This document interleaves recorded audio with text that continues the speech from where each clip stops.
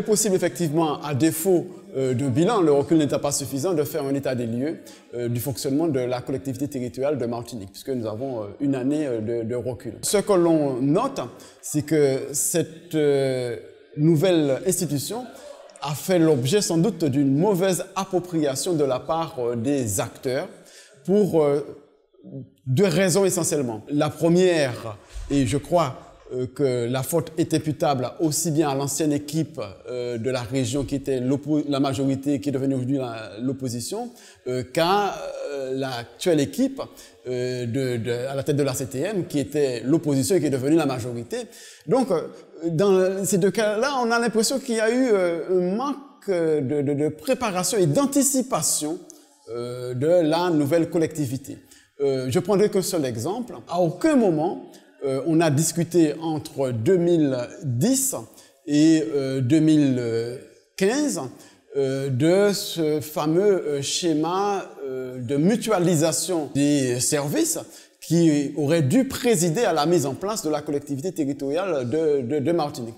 Le résultat, c'est qu'aujourd'hui, on fonctionne en mode juxtaposition de l'ancien conseil général et de l'ancien conseil régional au détriment, je dirais, de la qualité des services qu'on est en droit d'attendre d'une telle collectivité. De ce point de vue-là, je crois qu'il y a beaucoup à faire pour améliorer le fonctionnement de la collectivité territoriale de Martinique. L'autre élément sur lequel je voudrais attirer l'attention, c'est le fait qu'aujourd'hui, les choses ne se passent pas comme elles le devraient entre l'Assemblée et le Conseil exécutif. On a l'impression qu'on est dans un rapport de subordination, le Conseil exécutif ayant définitivement pris l'ascendant sur l'Assemblée qui ne joue pas véritablement son rôle de délibération et qui s'est progressivement transformé en une sorte de caisse d'enregistrement, un espace où l'on entérine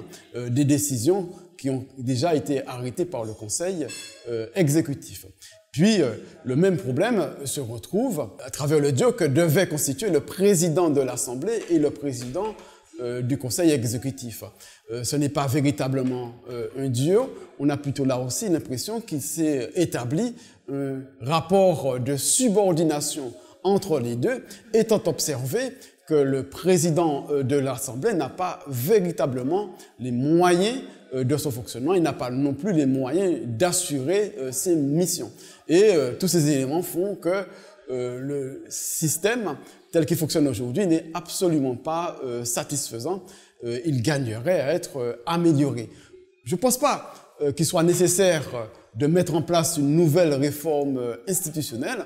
On pourrait envisager quelques ajustements à la marge qui permettraient de faire en sorte que le fonctionnement correspond mieux à l'esprit de la loi. S'agissant de la gestion des fonds européens, il y a un problème que l'on peut observer dans tous les Outre-mer aujourd'hui. On a pris beaucoup de retard dans la consommation des fonds, en particulier des fonds FEDER.